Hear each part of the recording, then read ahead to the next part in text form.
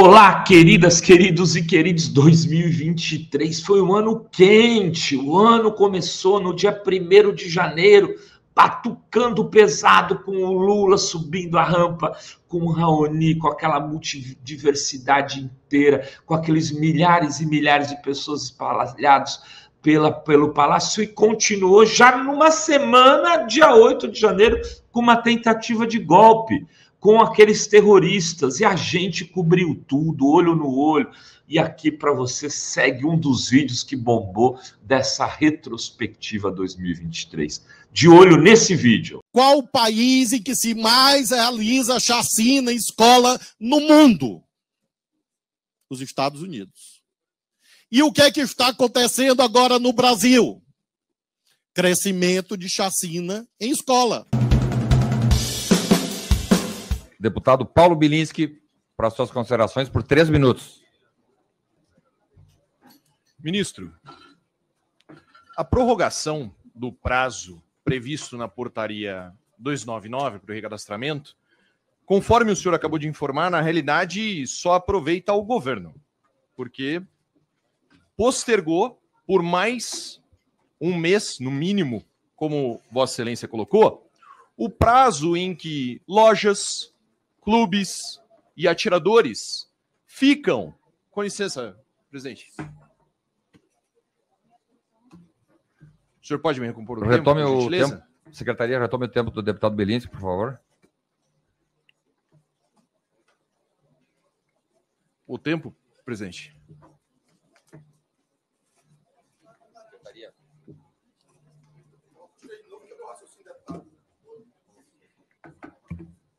Pode repor os 3. Posso retomar? Pode retomar. Bom, então nós temos aqui um prazo que vai de mais ou menos 7 a 8 meses em que lojas deixaram de vender armas, clubes deixaram de faturar, deixaram de recolher tributo. Essa queda de faturamento, ministro, chegou a 90%. Não existe no Brasil negócio algum que consiga sobreviver a uma queda de faturamento de 90%. Empregos foram perdidos. Tributos deixaram de ser recolhidos. Tudo por uma decisão que Vossa Excelência, no seu discurso de abertura, deixou claro, né? Que se trata de uma questão de visões diferentes de país. Uma questão de programa de governo. Então eu queria colocar, ministro, primeiro um ponto. O Estatuto do Desarmamento, que é a legislação 10.826, que regulamenta esse assunto, ele foi votado por essa casa, por representantes do povo, na Câmara dos Deputados e no Senado Federal. E o Estatuto do Desarmamento já regulamentava vários das disposições que foram revogadas pelo decreto. O senhor poderia afirmar que, então, a vontade do povo pode ser revista de 4 em 4 anos, proibindo que o cidadão de bem tenha acesso a armas de fogo para defesa, proibindo que a atividade econômica possa ser conduzida no Brasil e revendo diversos fundamentos da nossa democracia. Eu queria que o senhor respondesse, então, se é uma questão de governo. A retirada do porte de trânsito, do atirador, o impedimento de concessão de novos CRs, a diminuição em 90% do faturamento de lojas e clubes. E, para encerrar, presidente, Mao Tse-tung, Hitler, Stalin, Fidel Castro e Lula, todos eles têm algo em comum: a vontade de desarmar o cidadão. Dentro desse contexto, eu pergunto para Vossa Excelência, se Vossa Excelência acredita que o Estado brasileiro tem a capacidade de proteger todos os cidadãos. Muito obrigado. Bem, em primeiro lugar, eu quero fazer um desagravo ao presidente Lula, porque realmente não é justa a alusão, por 2 razões. A primeira, a comparação histórica indevida em relação a certos personagens. Em segundo lugar, porque o nosso A comparação governo... é devida, excelência. Presidente, fala. Senhores, de parte a parte. De parte a parte, não vamos interromper a fala de quem quer que seja, senhores. Ministro, retome, por gentileza, o seu tempo. Retome os 3 segundos lá, secretaria. Por gentileza, vamos contribuir. Respeitem os papéis aqui. Os deputados da oposição têm um papel, a situação tem outro, o ministro tem um, eu tenho um papel na presidência. Ministro, por gentileza. Então, realmente é uma comparação injusta por 2 razões. A primeira, companhias que não têm nenhuma pertinência biográfica ou política com o presidente Lula. Em segundo lugar, porque até o presente momento não houve nenhuma apreensão de armas legais no Brasil. O que houve foi a apreensão de armas ilegais. Milhares de armas.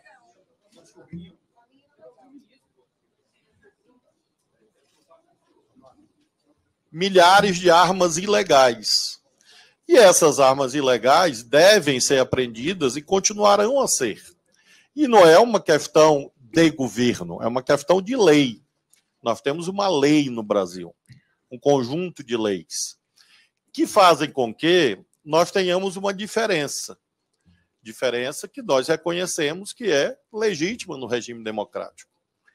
Eu confio nas polícias. Eu acho que as polícias do nosso país merecem consideração e confiança.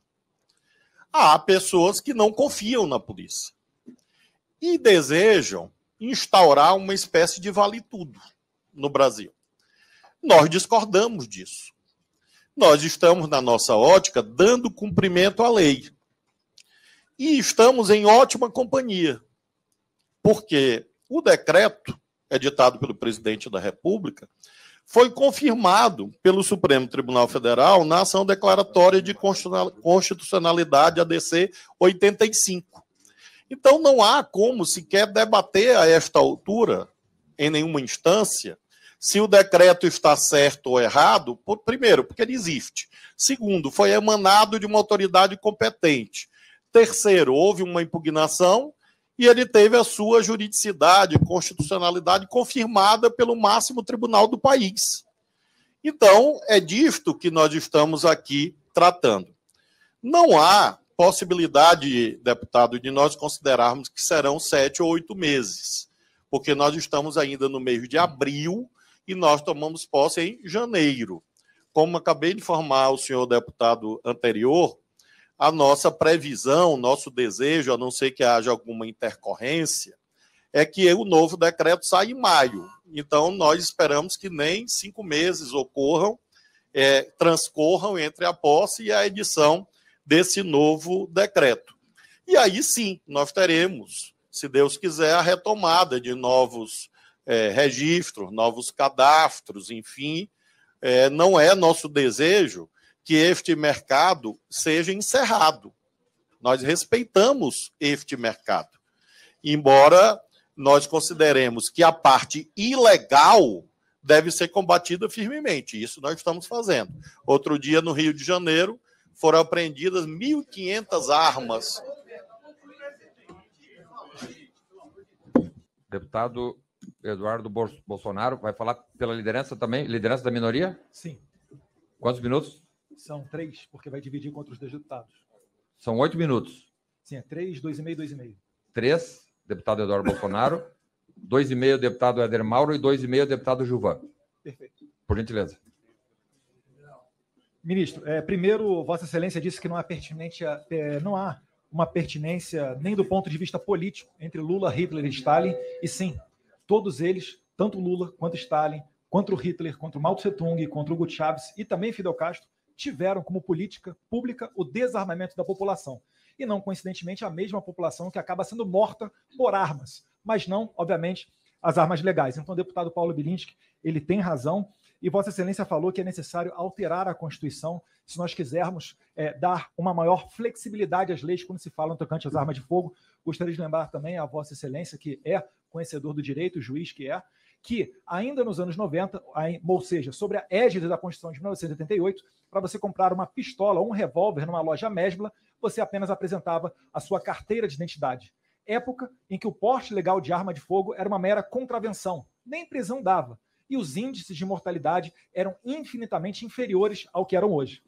Vossa Excelência fala muito no liberou geral, quando se refere à política do presidente Bolsonaro com relação às armas de fogo. No entanto, não há qualquer registro dos 4 anos de governo Bolsonaro. Eu estou falando aqui de 2019, 2020, 2021 e 2022, onde tenham ocorrido mais homicídios do que todos os anos anteriores de desarmamento. Então, quando se quer falar em armas de fogo, você tem que ter a ciência de que mais armas legais, elas contribuem com menos homicídios. É mentiroso o que o deputado anterior disse, falando que deveríamos ter mais livros. Ora, se nós retornarmos ao 8 de janeiro, né, e os policiais aqui da casa, ao invés de terem armas, tivessem livros, certamente os danos seriam muito, muito maiores. Presidente, eu queria também aqui falar um pouquinho com relação ao 8 de janeiro, né, ao ministro da Justiça. Por que, ministro, parlamentares da esquerda, do PT, do PSB, partido de Vossa Excelência, iniciaram a coleta para as assinaturas, né, ensinaram a coleta de assinaturas para uma CPI e depois, por orientação do governo, retiraram? Por que, ministro, a esquerda e o governo não quer uma investigação profunda sobre esses atos, já que eles são tão danosos? E ainda mais, por que, ministro, foi decretado o sigilo das imagens do Planalto? O que elas teriam para revelar essas imagens, ministro, que elas não podem vir a público? Por mais que o consórcio, aquela velha imprensa, não fosse mostrar, certamente a internet, enquanto ainda não for regulamentada ou controlada, mostraria essas imagens. E, aliás, está se tornando praxe. Vide, né, presidente, que aqui, antes de iniciarmos essa sessão, foi feita uma questão de ordem pelo líder do governo para impedir a exibição de vídeos nessa audiência, que certamente enriqueceriam. Então, o discurso realmente não convém tanto com a prática. As perguntas que eu queria fazer a Vossa Excelência. Bem, certamente aqui não se cuida de um julgamento do presidente Bolsonaro, porque ele foi julgado pelo povo, foi reprovado, perdeu a eleição. Haverá o julgamento pelos tribunais e o julgamento por Deus. Então, realmente, não me cabe, nesse momento, dizer se o presidente Bolsonaro fez isso ou aquilo, porque ele responderá perante os tribunais. E eu respeito a independência do Poder Judiciário. Sobre o governo que diz ter sido feito isto ou aquilo, é claro que quem julga isto não é o senhor, não sou eu, quem julga isso são os eleitores. Essa pergunta que o senhor fez sobre se o governo foi bom ou ruim, foi feita nas urnas ao povo brasileiro, no dia 30 de outubro. E o candidato... Eu não fiz essa pergunta. Vai interromper, senhor presidente, mais uma vez. Senhor presidente. Presidente. Mais uma Presidente. vez. Mais uma vez. Presidente. Presidente, é uma falta de respeito esse comportamento, presidente.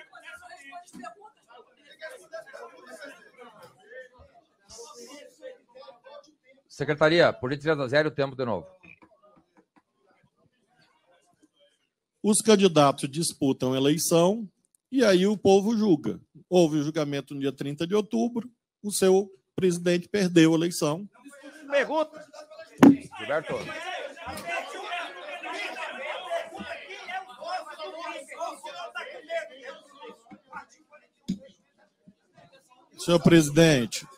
Senhor presidente, esses deputados, esse senhor aqui, cujo nome eu não sei, aquele outro ali, esses dois senhores aqui não podem ficar aqui na comissão me agredindo, porque eu vim aqui, estou respondendo a todas as perguntas.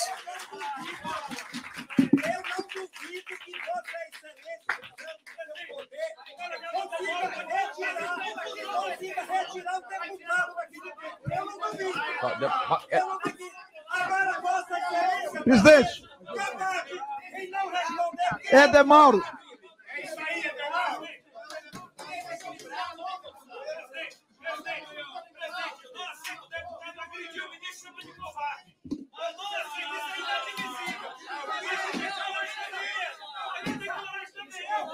Senhores, silêncio. Silêncio, deputado Adalmauro. Só um pouquinho. Deputado Éder Mauro, deputado Rubens, por gentileza. Mantenham-se em silêncio. Senhores, por gentileza, todos. Nós estamos indo bem, o ministro está respondendo, os senhores estão perguntando, dando continuidade. Sem interromper o ministro. Ministro, por gentileza. Obrigado, presidente. Então, essas questões políticas do tal ou qual governo realmente não são cabíveis nesse momento.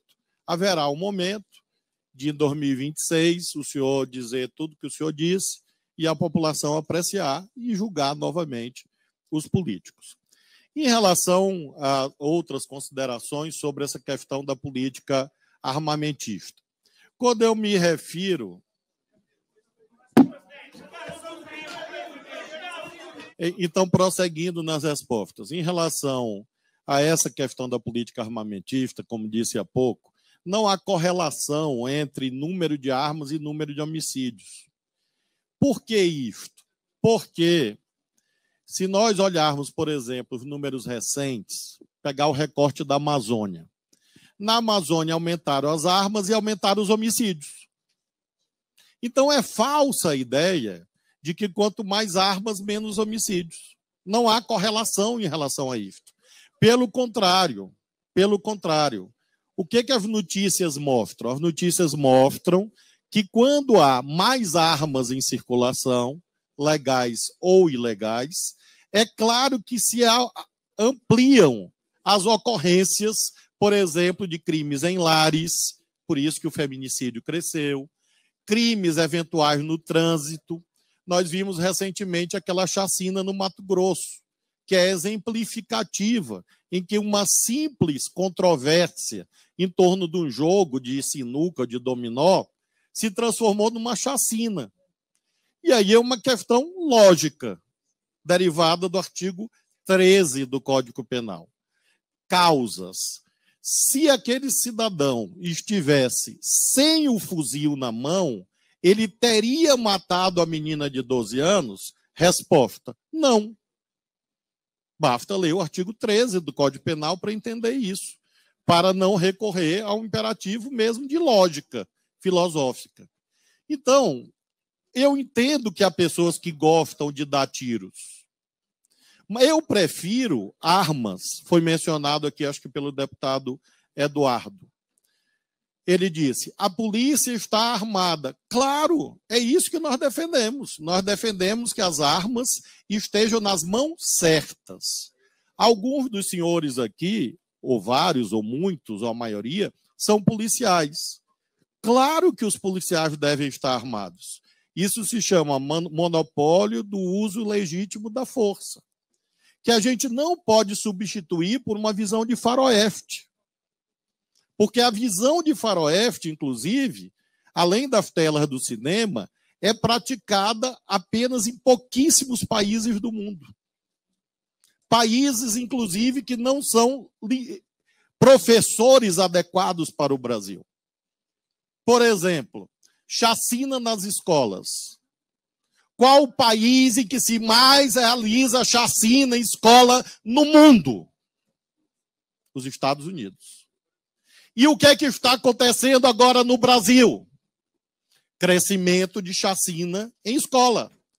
Será que é impossível enxergar uma correlação lógica entre ódio, violência, armamentismo e crescimento de chacinas em escolas?